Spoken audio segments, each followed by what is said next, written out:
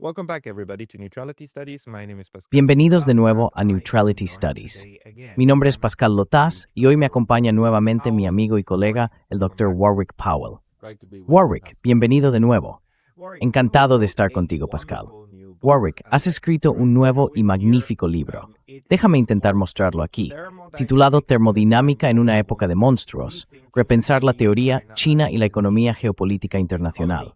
De esto es de lo que queremos hablar. Y de hecho, tu enfoque tiene mucho que ver con lo que está ocurriendo hoy con Irán. Así que, en primer lugar, enhorabuena por tu nuevo libro.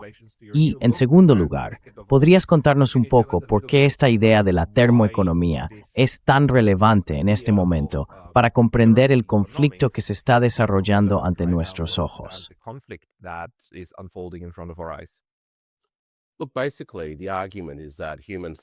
Bueno, básicamente, el argumento es que las sociedades humanas y los sistemas socioeconómicos se fundamentan en nuestra capacidad, como seres humanos, de aprovechar el potencial termodinámico del mundo para superar la entropía que es intrínseca a las dinámicas de la termodinámica y de participar continuamente en procesos de renovación energética. Así es como generamos los excedentes que necesitamos para sostener los sistemas complejos que hemos desarrollado. Así que ese es, supongo, el tono teórico subyacente. La manera en que esto se enlaza con la situación que se está desarrollando trágicamente en Asia Occidental es que en muchos sentidos podemos abordar este conflicto como una expresión de las contradicciones en el corazón de los distintos regímenes de acumulación termoeconómica.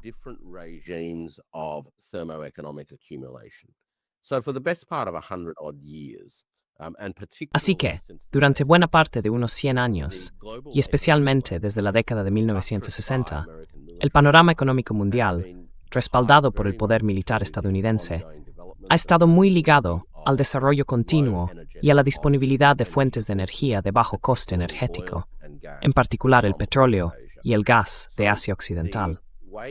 La manera en que el sistema económico, el metabolismo económico, puede avanzar es accediendo a lo que yo llamo posibilidades de alta rentabilidad energética sobre la inversión energética.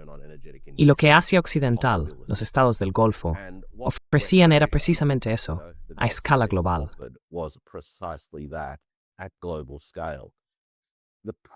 Perdona, lo que quieres decir es que obtienes mucha energía a cambio de una explotación bastante barata, ¿no? Un esfuerzo bastante barato, ¿verdad? Así que piénsalo simplemente como esfuerzo.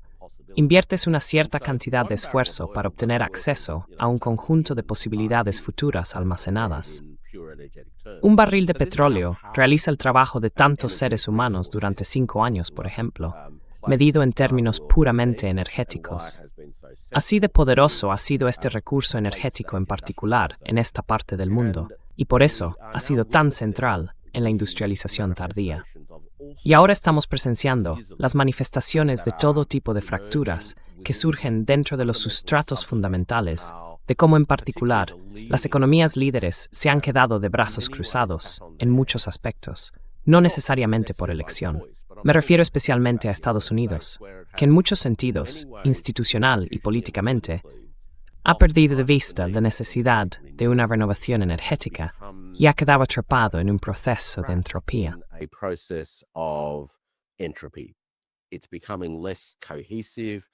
Se está volviendo menos cohesivo, se está fragmentando, y eso es un síntoma de una reducción progresiva, aunque al principio difícil de percibir, de la eficiencia energética general del sistema en su conjunto. Así que, a medida que los sistemas, en cierto modo, se torturan a sí mismos para afrontar el hecho de que disponen de menos excedentes energéticos para hacer todas las cosas que las civilizaciones intentan hacer, comienzan a reaccionar con violencia porque hay consecuencias distributivas. Simplemente hay menos energía excedente para repartir, y las distintas sociedades e instituciones afrontan estos síntomas de diferentes maneras. En Estados Unidos, algunas de las formas en que hemos visto manifestarse estos problemas son la falta de vivienda y cuestiones similares, ¿verdad? Pero estos son problemas a nivel mundial. Tienen que ver con las limitaciones, por así decirlo, que la naturaleza sigue imponiéndonos. Hemos tenido una buena racha durante un par de siglos, pero en realidad está llegando a su fin en muchos lugares del mundo. Los cimientos de esa racha están volviéndose ahora menos eficientes desde el punto de vista energético para acceder a eso.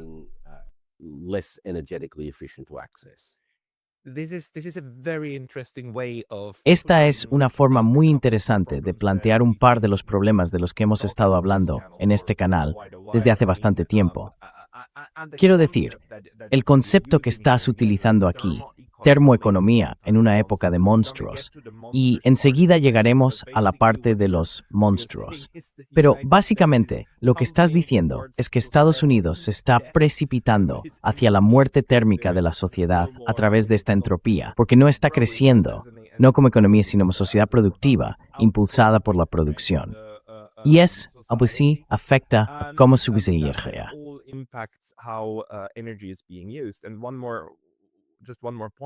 Y solo un punto más, me resulta muy fascinante. Por supuesto, tenemos que medir de alguna manera la energía, y la energía es un concepto muy abstracto, aunque estemos acostumbrados a ella. Sabes, al comienzo de la revolución industrial, los motores de combustión empezaron a medirse en caballos de fuerza. ¿Cuánta potencia en caballos nos da esta producción? Creo que eso es muy importante para esta discusión sobre la densidad energética de ciertos materiales. Estos hidrocarburos de Asia Occidental cambiaron el equilibrio energético. ¿Podrías hablar un poco sobre eso, quizá otra vez, sobre cómo crees que esta guerra y la ruptura de las relaciones comerciales afectan a todo el sistema global de distribución?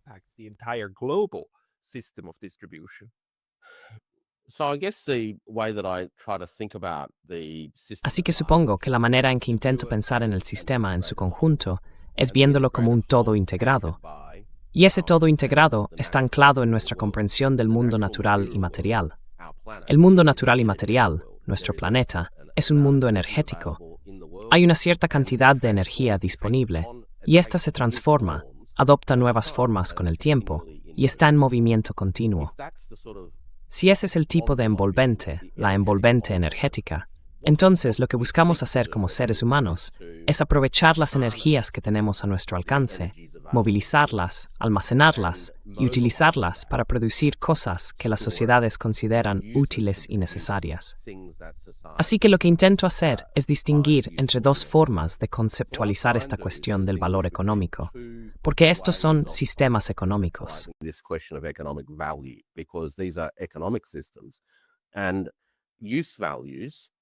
Y los valores de uso son las formas en que creo que podemos abordar esta cuestión de la energía. Por supuesto, podemos medir la energía en términos de julios, kilovatios, caballos de fuerza y cosas por el estilo. Pero, en un sentido un poco más abstracto, intento pensar en la energía realmente como valor en movimiento. Y el valor en movimiento se transforma a través de los compromisos productivos con ella por parte de los seres humanos. Hacemos esto de varias maneras importantes, y son maneras fundamentales, ontológicamente necesarias. Se refieren al hecho de que todas las sociedades humanas necesitan alimento para las personas y combustible para las máquinas, ¿verdad? Ahora bien, no necesitábamos tanto combustible para las máquinas antes de tener muchas máquinas, pero ciertamente necesitábamos combustible para los caballos, los bueyes y cosas por el estilo, ¿no? Y nosotros, como seres humanos, como seres biológicos y materiales, de energía, somos vectores de energía.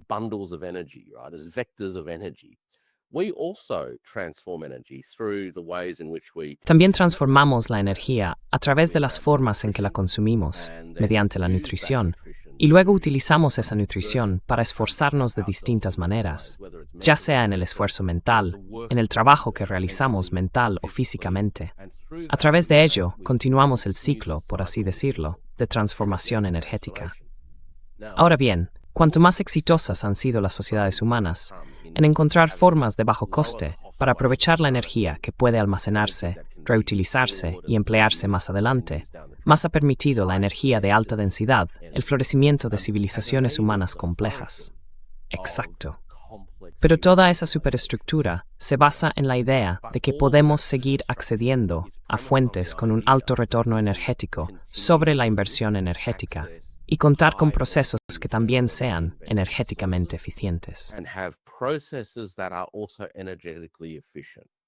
Right? Otherwise, the surplus energy and potential De lo contrario, that we la energía y el try potencial to excedentes que capture, intentamos harness, capturar, store, and aprovechar, have available almacenar y mantener disponibles para nosotros disminuyen progresivamente. Ahora bien, durante mucho tiempo, gran parte de esa pérdida de eficiencia energética no la experimentamos ni la percibimos, ¿verdad? Porque, por así decirlo, suelen ser sistemas de combustión lenta. La forma en que tendemos a abordar todo esto es a través del segundo componente del sistema, que es el sistema de precios, o lo que yo llamo el sistema de valor de cambio. Así, tenemos los valores de uso, el sustrato termodinámico de la existencia material en la Tierra, junto con el hecho de que este sistema de circulación requiere formas de movilizar estos recursos y de hacerlos circular e intercambiarlos entre unidades dentro del sistema económico que no son internamente autosuficientes. that are not internally self-sufficient. We have divisions of labor. And so we have Tenemos divisiones del trabajo y por tanto tenemos un sistema de valor de intercambio que requiere la inyección de liquidez en el sistema. Promesas, ¿verdad? La primera y más genérica forma de liquidez es lo que llamamos dinero. Y el dinero es una reclamación sobre el futuro. No solo es una unidad de cuenta, también es un derecho a hacer una reclamación sobre un valor de uso futuro, alguna otra forma energética en el futuro. Puedo comprar algo, puedo comerlo, puedo comprar combustible y ponerlo en una máquina, puedo comprar máquinas, o te permite hacer reclamaciones sobre otros tipos de reclamaciones. Puedo cambiarlo por otra moneda, o puedo cambiarlo por reclamaciones condicionales, acciones, opciones, bonos. Todas estas son reclamaciones condicionales de valor de intercambio. Ninguna de estas cosas impulsa realmente el sistema termodinámico por sí misma. Son movilizadoras de los recursos necesarios. They are mobilizers of the resources necessary. Hey, very brief intermission because I was recently banned. Oye, una breve pausa porque me banearon recientemente de YouTube. Y aunque ya he vuelto, esto podría volver a pasar en cualquier momento. Así que, por favor, considera suscribirte no solo aquí, sino también a mi lista de correo en Substack. Es pascalotaz.substack.com. El enlace está en la descripción de abajo. Y ahora, volvamos al video. Sí, aquí es donde resulta tan importante la distinción que hiciste entre valor de uso y valor de cambio. Son fundamentalmente diferentes. San estas for, Lyme vinculadas Tennessee. But of course linked between each other. So They're linked, but not in. Están vinculados, pero no de una manera determinante en todo momento. De hecho, los sistemas que hemos creado con el tiempo ven cómo estos dos mundos divergen con regularidad. Inyectamos liquidez en el sistema para engrasar los engranajes. Esa liquidez se expande, pero el sustrato, la velocidad a la que podemos aprovechar la energía, transformarla y todo eso, tiene un ritmo diferente. Tiene su propia cadencia y temporalidad. Es mucho más lento. Podemos crear reclamaciones sobre el futuro al instante, ya sea mediante la financiación gubernamental, el crédito de los bancos comerciales o acuerdos privados entre partes. Ya sabes, pagarés. Or by way of private agreements between parties, IOUs. debt instruments, yeah. Any kind of debt instrument. Instrumentos de deuda, sí, cualquier tipo de instrumento de deuda, incluidos los billetes de banco. Son pagarés de un tipo u otro y podemos crearlos al instante. La cuestión es si el sustrato material, es capaz de redimir esas obligaciones cuando vencen. Ahora bien, cuando el sustrato material no puede hacerlo, ¿qué hace realmente el sistema? Pues, afortunadamente, los seres humanos somos relativamente creativos, ¿verdad? Así que lo primero que hacemos es refinanciar. Pateamos el problema hacia adelante. Creamos nuevos instrumentos como, simplemente aplazaremos ese un poco más. Eso es una cosa. We'll just push that one further away. That's one thing. The second thing the system is actually doing all the time. La segunda cosa que el sistema está haciendo, en realidad todo el tiempo, es retirar liquidez. Así que está inyectando liquidez y retirando liquidez al mismo tiempo. Pero el sistema debe tener un crecimiento neto de liquidez para que el PIB pueda expandirse realmente. De otro modo, no puede expandirse. Y tampoco se puede obtener beneficio sin expansión de liquidez. Porque lo que hoy es beneficio Pascal, en realidad es la nueva inyección de liquidez de ayer. Si no hubiera nueva liquidez, entonces el sistema simplemente se repetiría, y los saldos de ingresos y gastos siempre se equilibrarían en cero. Solo se obtienen beneficios financieros si hay una inyección neta de liquidez en el sistema.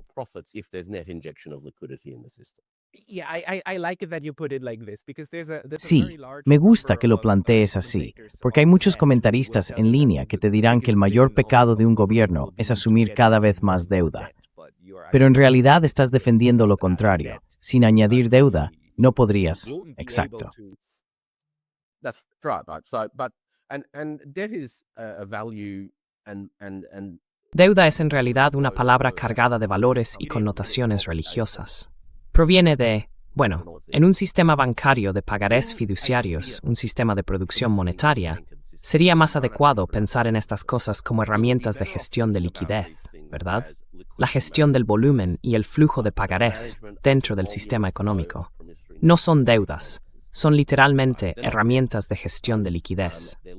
El problema al pensar en esto no es que vayamos a quedarnos sin la posibilidad de tener liquidez futura. No hay ninguna posibilidad de que eso ocurra. El problema es, más bien, hasta qué punto las inyecciones continuas de liquidez agravan esa brecha cada vez mayor entre el sustrato fundamental y las reclamaciones que se hacen sobre él.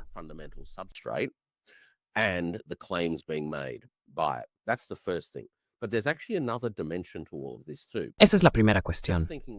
Pero en realidad hay otra dimensión en todo esto también. Porque pensar de esa manera te lleva a decir, necesitamos que la deuda pública sea igual a los superávits privados, ¿verdad? Ese es el enfoque contable. Y eso es una verdad contable. Pero la verdad social, económica y política es que la parte del superávit privado está distribuida y circula de manera desigual. Así. Y como se trata de derechos sobre el futuro, es decir, de la capacidad de ejercer poder sobre los recursos, el hecho de que inyectar liquidez en el sistema aumente el conjunto de liquidez oculta la realidad de que no todos los sistemas se expanden del mismo modo.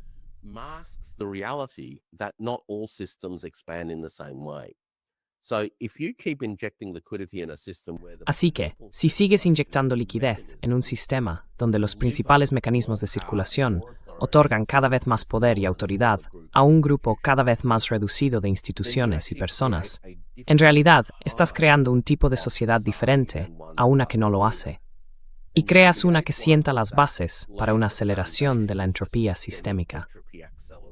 La razón por la que tenemos una aceleración de la entropía sistémica es, en primer lugar, porque existe una brecha cada vez mayor entre lo que el sustrato material puede realmente hacer y lo que se afirma que puede hacer.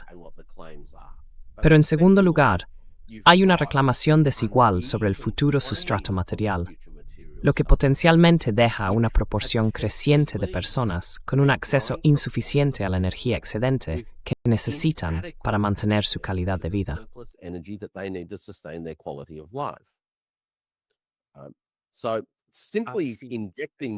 Así que simplemente inyectar más liquidez en el sistema como una forma de superar las restricciones de liquidez, ya sea porque las empresas ahorran más dinero o lo que sea, puede en realidad empeorar las cosas.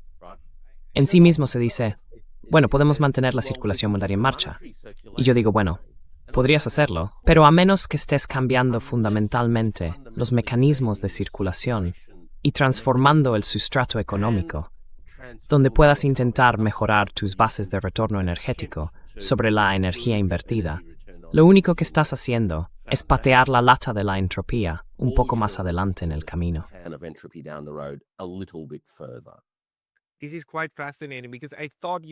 Esto es bastante fascinante, porque pensé que tomarías la vía marxista y dirías algo así como, esta acumulación de capital dentro de un grupo pequeño va a conducir a un poder desproporcionado sobre el grupo más grande, y entonces puedes desplegar ese grupo grande, explotarlo y demás, pero eso acabará agotándose. Pero tú lo estás enfocando de otra manera. Estás diciendo que todo tiene que ver con cómo se distribuye la energía en el sistema y cómo esa energía luego produce más beneficios y bienes y así sucesivamente para que la sociedad crezca y que esa distribución está disminuyendo. Por lo tanto, estás aumentando la entropía, lo cual, por supuesto, es algo malo. No quieres aumentar la entropía, quieres mantenerla baja.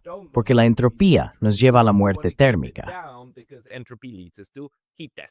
Well, it leads to social implosion, right? Now, Conduce a una implosión social, ¿verdad? Ahora, ya sabes, estos días soy bastante agnóstico en lo conceptual. Creo que cualquiera que lea el libro puede ver que en realidad es una síntesis, por así decirlo, de una amplia gama de enfoques para pensar los problemas. Y la síntesis en sí, espero funciona. Bueno, puede que no, pero por mi parte creo que estoy razonablemente satisfecho de que funcione lo bastante bien por ahora. Quizá dentro de 2 años lo mire atrás y piense, bueno, ya sabes, probablemente necesite mucho más trabajo, pero no existe ningún tipo de mecanismo automático mediante el cual un sistema necesariamente se corrija a sí mismo, ¿verdad? Así que rechazo un par de cosas, por así decirlo, como supuestos fundamentales. I reject a couple of things, if you will, as fundamental assumptions. I reject the idea that there's a historical. Rechazo la idea de que exista una teleología histórica, de que la historia se dirija hacia algún lugar, de que haya un punto final, bueno o malo. Eso es lo primero.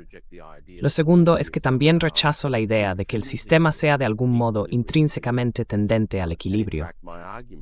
De hecho, mi argumento es que, al igual que en la naturaleza, en realidad vivimos en un mundo de flujo, que no existe realmente un telos que busque el equilibrio.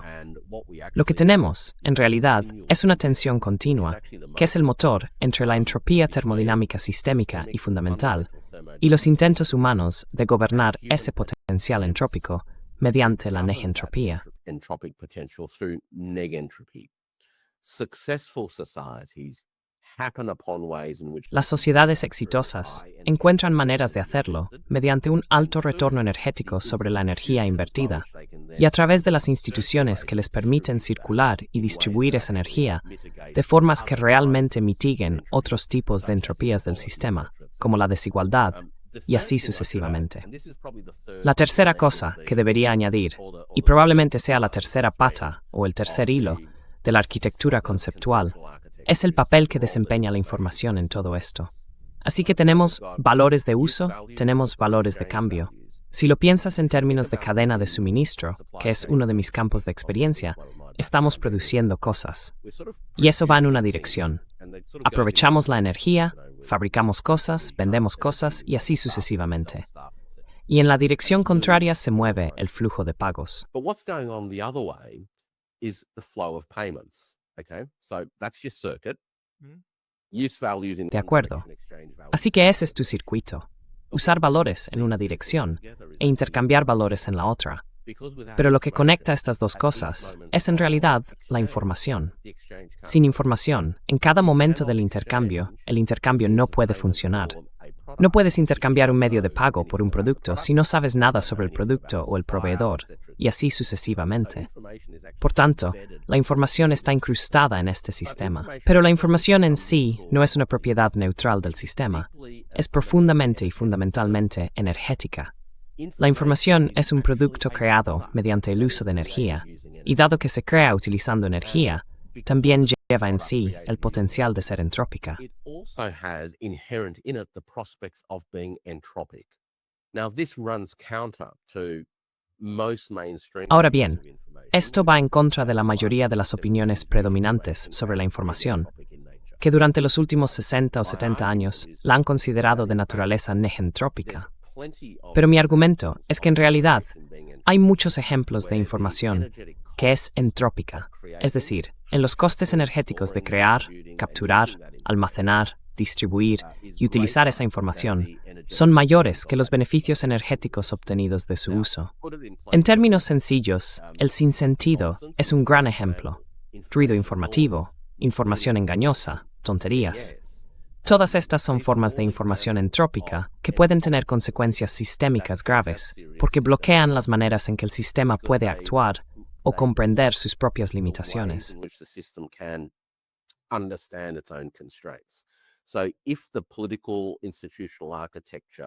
Así que si la arquitectura política e institucional conduce a la producción de ciertos tipos de sistemas de información que crean un marco de referencia, pero niegan otros, entonces corres el riesgo de ignorar las limitaciones de tu propio sistema operativo.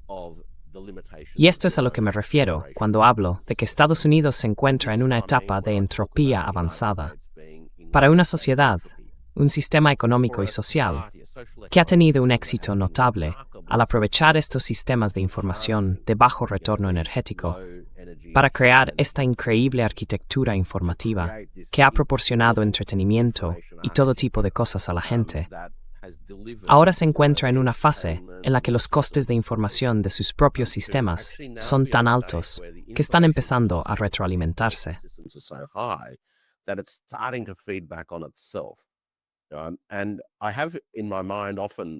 Y a menudo tengo en mente a esa criatura mítica griega, el Ouroboros, la serpiente que se devora a sí misma. Pienso en cosas como los centros de datos o la inteligencia artificial en Estados Unidos como un Ouroboros informacional que consume una cantidad tan grande de energía con la promesa de ser negentrópico que en realidad se está devorando a sí mismo. Y en el proceso, también reclama más potencial de energía excedente del sistema, que de otro modo habría estado disponible para otros tipos de actividades económicas y sociales, acelerando aún más la entropía del sistema. Así que ese tipo de cosas son, en mi opinión, las que ahora, a mediados de la década de 2020, es importante vigilar.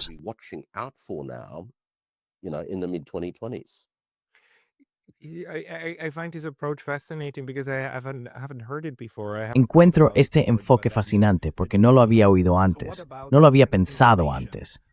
Así que, ¿qué pasa con este tipo de información o con el uso de las capacidades productivas, especialmente la energía, para cosas que en sí mismas aumentan inherentemente la entropía neta? Para mí, la principal cosa o fenómeno social que hace esto y contra lo que intento luchar es la guerra. La guerra aumenta la entropía de forma inherente porque estás destruyendo las capacidades productivas de los demás y utilizando mucha energía, toneladas de energía. Y lo vemos incluso solo con el CO2 que produce la maquinaria bélica estadounidense. Cantidades tremendas. En ese sentido, si miras las relaciones internacionales de esa manera, podrías decir que una entidad intenta disminuir su propia entropía, aumentando la entropía en otro lugar. Y si haces eso a nivel sistémico, entonces, bueno, acabarás de sus propios cimientos.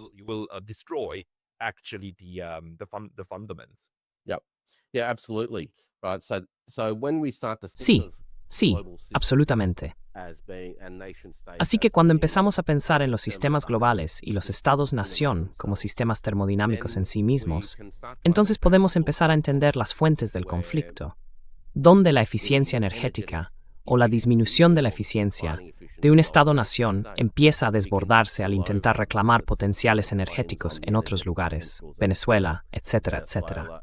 Estas son reclamaciones que, en efecto, se hacen sobre posibilidades de mayor TRE por parte de Estados Unidos, a medida que empieza a enfrentarse a sus propias limitaciones.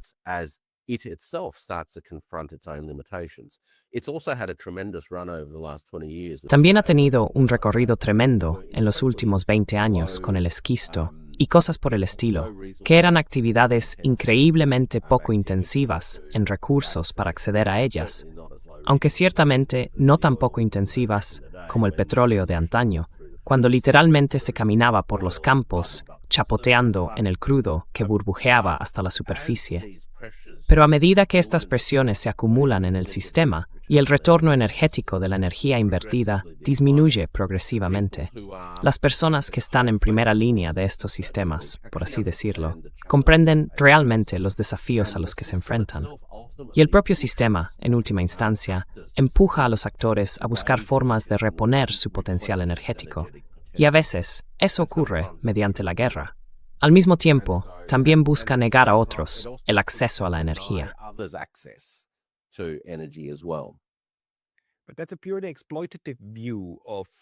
Pero esa es una visión puramente explotadora de por qué esas sociedades hacen eso. Creo que tu punto anterior también era que si los sistemas llegan a un punto en el que no pueden producir, donde la producción disminuye, no solo la producción monetaria, sino la producción termodinámica real, el potencial del futuro, entonces eso pasa a formar parte de la espiral de decadencia que, si te he entendido bien, es casi inevitable. Well, it's a continual battle in a sense. Bueno, es una batalla continua, en cierto sentido, porque esas trayectorias entrópicas están incrustadas en el sistema. Lo que intentamos constantemente es contrarrestarlas mediante intervenciones negentrópicas. Ahora bien, el conflicto en realidad no es una buena manera de hacerlo. Por algunas de las razones que has descrito, hay una forma de abordar la entropía. Es solo una cuestión.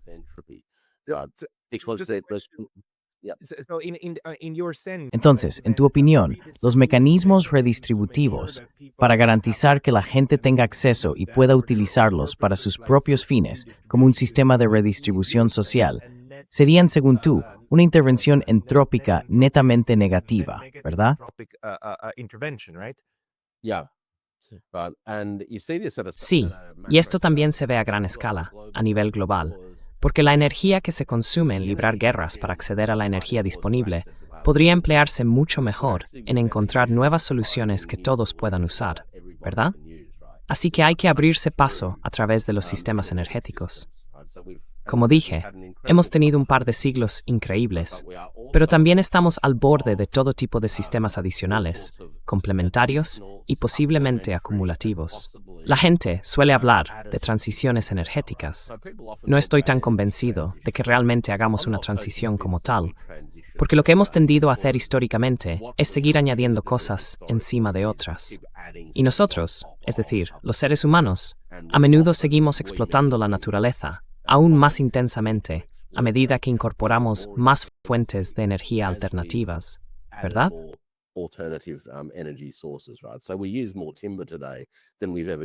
Así que hoy utilizamos más madera que nunca, incluso comparado con los tiempos en que la quemábamos. Lo que creo que solemos hacer, y aquí hay un argumento, ya sabes, de la gente del decrecimiento y otros, es decir, que esto no es viable, ¿verdad? Pero dejemos eso a un lado por el momento. Si lo que los humanos hacemos históricamente es seguir nuestro camino hacia una mayor complejidad, descubriendo nuevas posibilidades energéticas dentro de la naturaleza, entonces seguimos añadiendo estas cosas. Ahora bien, lo que debemos entender sobre esta ecuación energética es que no solo estamos observando las propiedades energéticas de la producción, el aprovechamiento de esa información, sino que también necesitamos considerar la eficiencia energética de su valor de utilidad. Debe ser fácil de usar. Debe generar usos eficientes.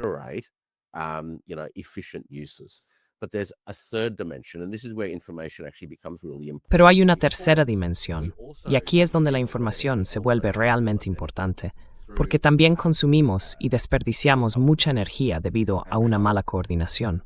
Así que, los flujos sistémicos, si el sistema puede fluir con suavidad, en realidad alcanzan niveles muy altos de eficiencia energética. Donde quiera que haya bloqueos dentro del sistema, y supongo que este pensamiento bebe mucho tanto de cosmologías asiáticas y chinas muy tradicionales, por así decirlo, como también de tradiciones de la economía clásica, ya fueran los fisiócratas franceses, Ricardo, Marx u otros.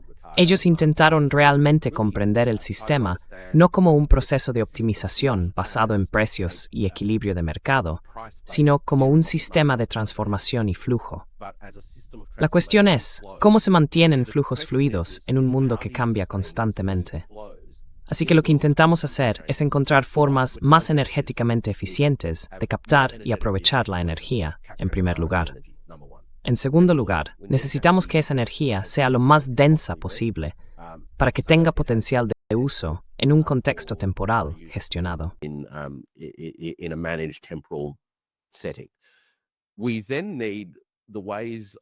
Luego, necesitamos formas de utilizar todo eso. No tiene sentido disponer de sistemas de captación de energía increíblemente eficientes si la manera en que los usamos resulta bastante ineficiente. Así que debemos seguir trabajando para mejorar nuestros coeficientes de producción, es decir, la relación entre entrada y salida, cuánta energía se invierte para obtener cuánta energía de retorno como utilidad al otro lado. Debemos mejorar eso de forma continua. Brevemente se cabe sexmans de circular. El grande que puede aprovecharse, transformarse y circular está completamente entrelazado.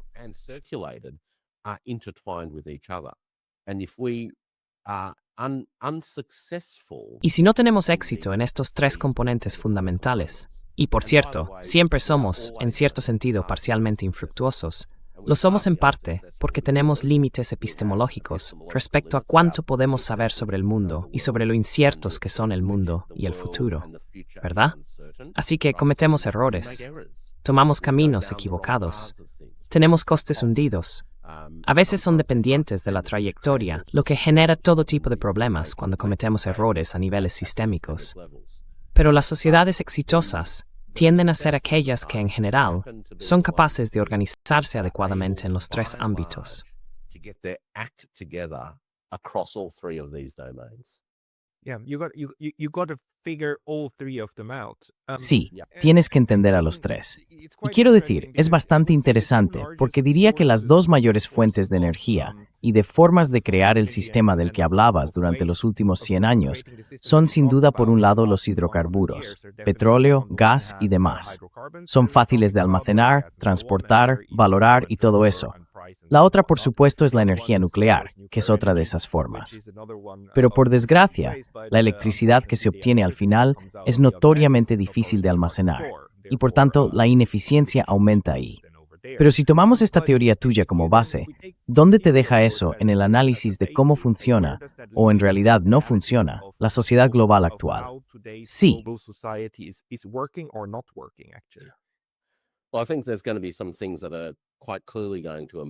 Creo que van a surgir algunas cosas con bastante claridad, especialmente tras el conflicto en Asia Occidental. Creo que hay una alta probabilidad de que se produzcan escaseces físicas y relativas en comparación con la situación del mundo antes de que estallara el conflicto. Habrá menos petróleo y menos gas en términos absolutos procedentes de esa parte del mundo, en parte porque creo que aún queda bastante destrucción de infraestructuras y recursos por venir. Espero estar equivocado en eso, pero si tengo razón, y va a haber mucha más destrucción del sistema energético, entonces eso obligará a una serie de cambios y tendrá importantes repercusiones.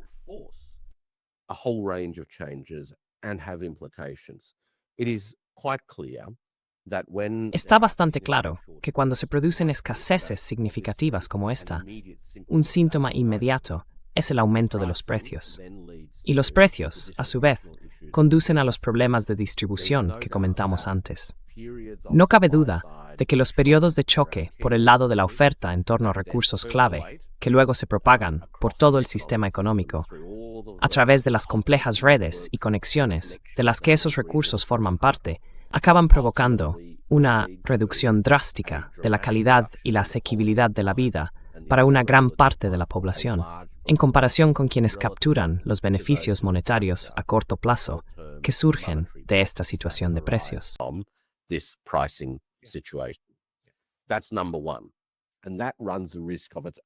Ese es el primer punto. Y eso conlleva el riesgo de su propio potencial entrópico.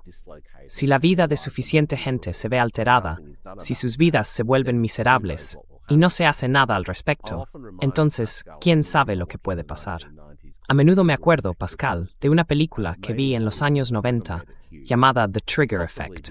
Se hizo en Hollywood, pero nunca llegó a ser muy conocida, posiblemente porque la narrativa o el tema principal eran algo oscuros. Pero básicamente era la historia de una serie de personajes cuyas vidas se entrelazaban a lo largo de unos días después de que la ciudad en la que vivían se quedara sin electricidad.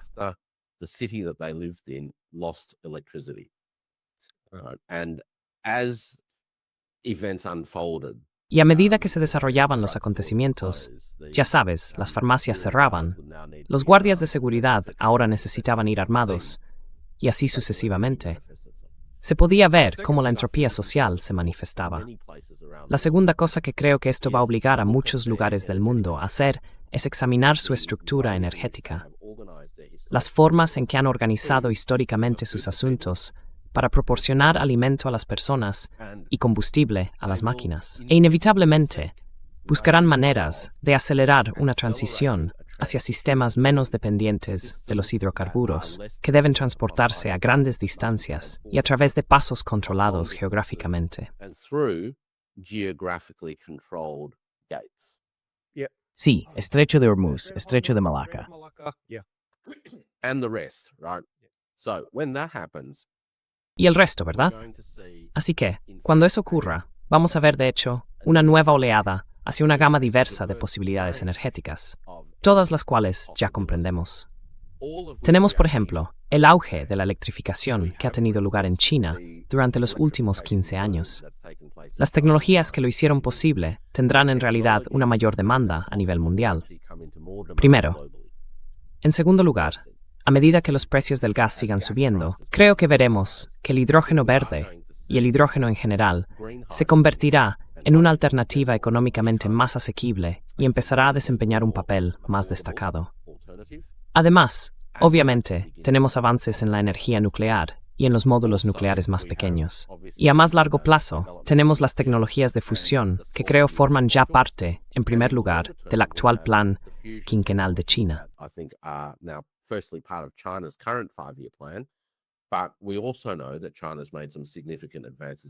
Pero también sabemos que China ha logrado algunos avances significativos en ese ámbito.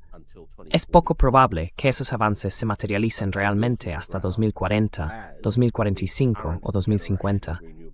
Pero se materializarán justo cuando la generación actual de infraestructuras de energía renovable empiece a llegar al final de su ciclo. Ese sería el primer nivel. Creo que lo segundo que probablemente ocurra, Pascal, es que veremos iniciativas continuas de eficiencia energética en el uso de la energía, ¿verdad? Así que fábricas más eficientes, automatización, fábricas oscuras, digitalización y demás. Pero también estamos, y esto, creo, es probablemente la parte más interesante y potencialmente la más interesante desde el punto de vista geopolítico y aún poco teorizada, analizando el papel de los sistemas nanoeléctricos para transformar las formas en que se recopilan los datos en los márgenes y cómo se procesan esos datos en los márgenes.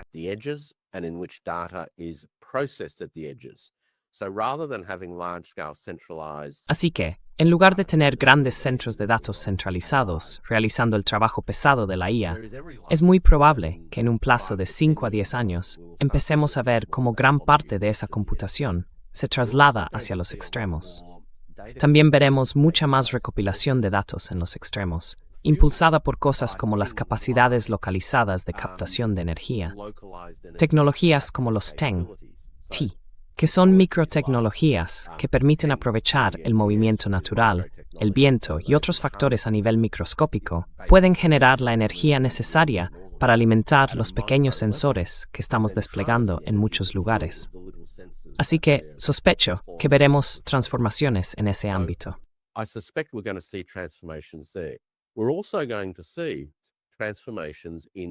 También vamos a ver transformaciones en otros tipos de tecnologías que afectarán al funcionamiento de las redes eléctricas y a la forma en que operan las redes y los sistemas de inteligencia artificial habilitados por ellas. Una de las cosas que surgirán como consecuencia de la guerra en Asia Occidental y de la que muchas personas han hablado es la reducción en el suministro de azufre. Ahora bien, por supuesto, para mucha gente eso es importante por los fertilizantes y todo ese tipo de cosas. Pero también es importante porque el azufre es necesario para la extracción y separación del cobre a partir de los minerales, lo que representa aproximadamente un 20% del suministro mundial de cobre. Así que una de las cosas que probablemente surjan como resultado de esto, y que no se manifestará hasta dentro de 6 a 12 meses, es un endurecimiento del suministro mundial de cobre.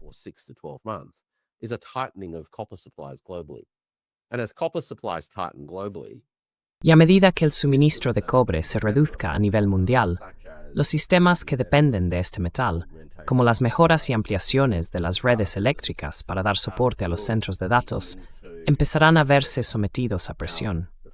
Lo primero que ocurrirá será un aumento de los precios. Los centros de datos tendrán prioridad, mientras que las industrias secundarias y los hogares volverán a enfrentarse a los tipos de presiones que mencioné antes. La brecha entre quienes tienen acceso a la electricidad y quienes no lo tienen se convertirá en un problema social y político aún mayor. Y entonces veremos un último impulso, por así decirlo, que creará el espacio en el que las alternativas al cobre encontrarán su oportunidad para surgir. Materials like graphene will begin to play an even Así que greater materiales como el grafeno empezarán a desempeñar un papel aún más importante en el desarrollo de la electrónica, highly porque es altamente conductor. and available. And Y de again, nuevo, China's China ha dominado la market, producción de grafeno a gran escala. scale. So Esos they're son the los sort of tipos de dynamics dinámicas que that we empezaremos a start ver. to see. The extent to which El grado en que una market sociedad harness pueda aprovecharlas, o en cierto sentido, rechazar todo esto porque se aferra, ya sabes, esa inercia le impide adoptar este proceso de renovación energética, process of será energy crucial. renewal. Si una sociedad tiene dificultades con la renovación energética en esta era, experimentará crecientes contradicciones a nivel social a medida que la competencia por una cantidad decreciente de energía excedente empiece a gestarse. Or a diminishing amount of surplus energy begins to manifest itself. That is a very interesting way of looking at it. Esa Does es that una then- forma does muy that then interesante de lead verlo. to this, Te lleva eso entonces a la conclusión de que gran parte de la guerra que estamos viendo en Asia Occidental tiene en realidad que ver con revertir esas tendencias de una forma u otra. ¿O se trata más bien de la incapacidad de comprender la economía global y la economía política global en la forma en que la describes? ¿Es una consecuencia o más bien una característica del sistema? Is it an outcome or is it more of a feature of the system? Look, I think it's partly a system feature, but it's Mira, a feature that creo que en is parte es una not característica del in a sistema, sense. pero es una característica que se ha ido filtrando, no en un sentido determinante, en el sentido de que los fundamentos termodinámicos dentro de nuestro sistema material siguen actuando. Pero la forma en que los humanos respondemos a esas presiones es en realidad la parte sobre la que sí podemos hacer algo, ¿verdad? Y eso requiere una manera de enmarcar las cuestiones en juego. Mi argumento es que necesitamos enmarcar los problemas como cuestiones energéticas de excedente, y deben entenderse no en términos de suma cero, porque eso conduce a vías energéticas muy subóptimas, que por supuesto son destructivas. Energía, ya sabes, muerte, destrucción y todo eso. Así que esa es, supongo, una importante consecuencia. So that's an important, I guess, corollary. I mean, I didn't write this book with these wars in mind. Quiero decir, no escribí este libro pensando en estas guerras, debo decirlo. Pero está claro que creo que las sociedades de todo el mundo necesitan replantear sus preocupaciones compartidas en torno a las posibilidades energéticas globales. Eso, por un lado. En segundo lugar, creo que necesitamos tener una comprensión más matizada de los sistemas de circulación. Así que ya sabes, cuando la circulación financiera se atasca porque hay inquietudes, la gente retiene, no fluye con tanta fluidez. La tentación es simplemente inyectar más liquidez en el sistema. A eso lo llamamos política fiscal, ¿verdad? O expansión cuantitativa, o como se quiera. Eso ayuda a aplazar el problema un poco, pero en realidad puede amplificarlo, porque si no resuelves los problemas de circulación y distribución en su raíz, en realidad solo vas a empeorarlos. At root, you've actually just got to make them worse. And the third thing that I think we need to be thinking more about Y la tercera cosa en la que creo que debemos pensar más, cada vez más, es en las formas en que, bueno, en realidad, en cómo los sistemas de información permiten que los flujos se desarrollen sin problemas, ¿verdad? Y si no somos capaces de afrontar esto en un solo planeta, donde tenemos muchos idiomas, pero aún así necesitamos interoperabilidad. Y finalmente, llegar a sistemas de información que no sean una amenaza para nuestra existencia colectiva, sino que sean en realidad los medios a través de los cuales podamos coordinarnos y colaborar mejor. Entonces, estaremos fallándonos a nosotros mismos. Así que debemos reflexionar mucho más sobre los sistemas de información. Debemos pensar con mucha más claridad sobre la soberanía de la información y la interoperabilidad de la información, porque se necesita la soberanía para mitigar el riesgo, pero se necesita la interoperabilidad para garantizar un esfuerzo colectivo negentrópico. Y en estas cosas, creo que debemos pensar mucho más. I think we need to be thinking a lot more about. Yeah, and put them into concrete Sí, examples y as ponlos en well, ejemplos of concretos, how, como por for ejemplo, instance, China cómo is trying China to está very intentando hard con to mucho have empeño this, tener esta soberanía de la información o de los datos. Por otro lado, aún necesitas intercambiar información con los rusos para acceder a sus hidrocarburos y demás, ¿verdad? Así que hay mucho que resolver también dentro de los BRICS y similares. Solo una pregunta, porque nunca había pensado en la economía global en tus términos. ¿Cuánta gente tiene realmente este tipo de comprensión termodinámica de la economía global? ¿Es una corriente de pensamiento o es un proyecto tuyo que has estado desarrollando recientemente? Yeah, look, as I said, this is a Sí, mira, como dije, esto es un trabajo de síntesis. Hay verdaderos gigantes que han trabajado, remontándose a los años 70, que realmente reflexionaron sobre las limitaciones y la condicionalidad ecológicas y termodinámicas de los sistemas económicos. Así que no diría que esto sea especialmente original. Lo que sí diría, y supongo que mi intento de aportar algo, es crear una síntesis entre las formas en que entendemos el sustrato termodinámico y las formas en que podemos entender los propios sistemas de información, donde sostengo, como dije, que la información no es necesariamente siempre negentrópica. necessarily always negentropic, and also how we need to embed Y también cómo necesitamos incorporar la forma en que pensamos sobre el dinero endógeno y esta idea del dinero como una reclamación sobre el futuro en una unidad de cuenta dentro de un sistema material. Porque de lo contrario, empezamos a obsesionarnos demasiado, en cierto sentido, con los flujos monetarios, las operaciones monetarias y los efectos monetarios, como las correcciones de balances, olvidando que la única razón por la que estas cosas realmente ocurren es por la disyunción entre esas unidades de cuenta, esas reclamaciones sobre el futuro y lo que el sustrato material podrá finalmente ofrecer. Así que necesitamos adoptar una visión integrada y holística. Eso es probablemente lo principal. integrated holistic view. That's probably the main thing. There's an Australian economist, Steve. Hay un economista australiano, Steve Keen, que muchos sin duda conocerán, y que ha hablado mucho sobre la necesidad de reincorporar la energía en la forma en que pensamos la economía. Y bueno, Steve tiene una manera de expresarse mucho más elegante que la mía. Cuando yo hablo de comida para las personas y combustible para las máquinas, creo que Steve dice algo así como, un cuerpo sin comida es un cadáver y una máquina sin combustible es una escultura. Algo por el estilo. Pero sí, tiene una forma de expresarse preciosa que capta esta idea de que sin energía, en realidad, no hay nada. Así que no. Mira, creo que el trabajo que intento hacer se sitúa sin duda en el punto de encuentro de una serie de tradiciones. The nexus of a series of traditions.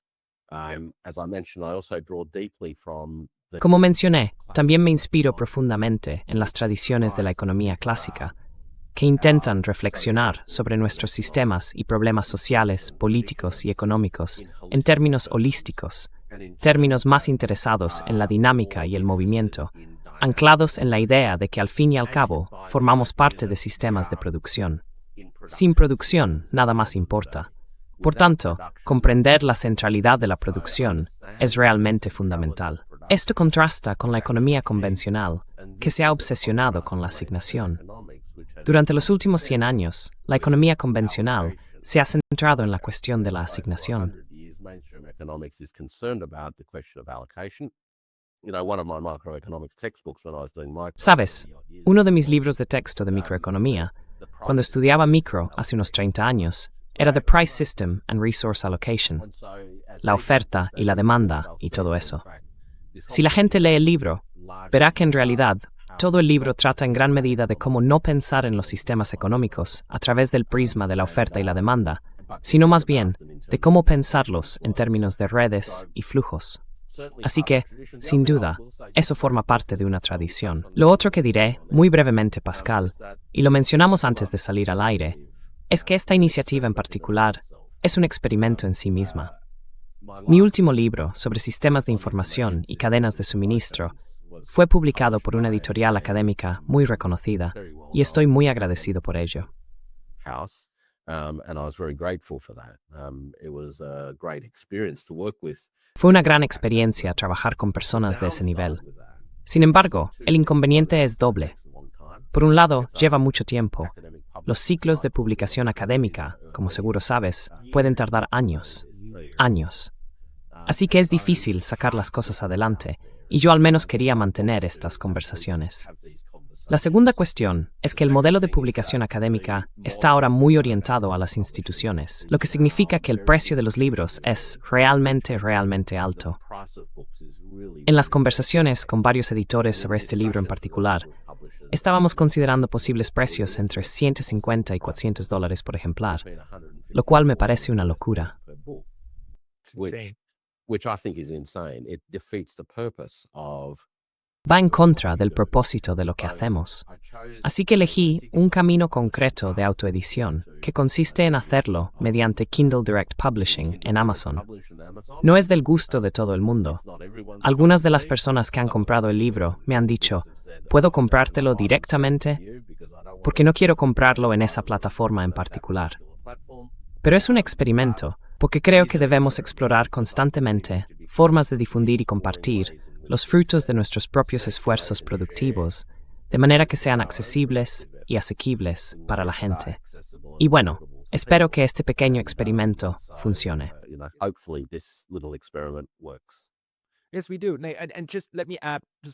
Sí, así es. Y déjame añadir un minuto más, porque necesito desahogarme un poco sobre esto. Verás, hace 400 años, las editoriales, especialmente las académicas, desempeñaban un papel muy importante en el sistema, porque reproducir información era muy caro. Se necesitaba mucha gente para componer el material, fabricar la tinta, preparar el papel y así sucesivamente. El propio papel era caro. Así que hacía falta un gran esfuerzo colectivo, que solo podía lograrse con una inversión inicial. Eso significaba que todo lo que salía de ahí después tenía que venderse y además distribuirse a las universidades.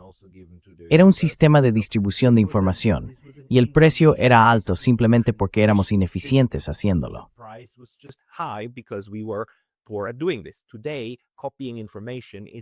Hoy en día, copiar información es literalmente algo que puedes hacer con solo hacer clic en un botón, ¿verdad?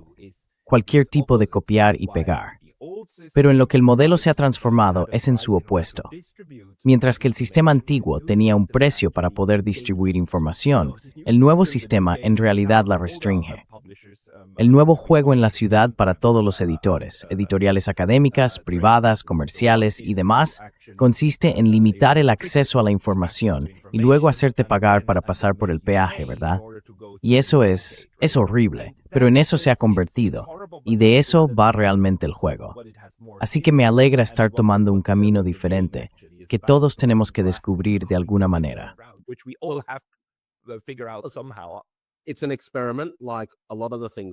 Es un experimento, como muchas de las cosas en las que hemos estado trabajando, y sin duda informaré a su debido tiempo sobre su éxito o falta de él. Estoy colaborando con un par de editoriales más en actividades más convencionales, en parte porque algunos de mis colegas están en una etapa más temprana de sus carreras académicas, y creo que todavía les resultaría valioso trabajar con editoriales consolidadas. Pero cuando llegas, ya sabes, a mi edad, eso es menos importante. Y mira, yo también tuve suerte, Pascal. Tenía formación en diseño gráfico de los tiempos en que editaba periódicos estudiantiles en la universidad. La razón por la que no soy diseñador gráfico es porque en realidad no se me daba muy bien.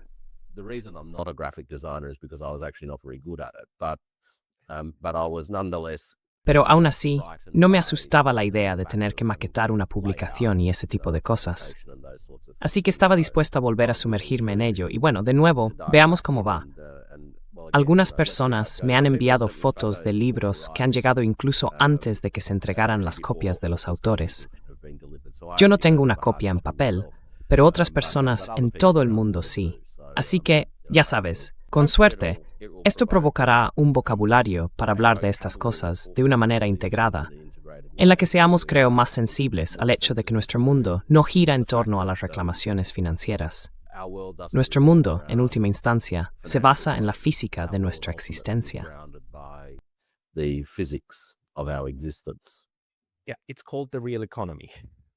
Sí, se llama la economía real.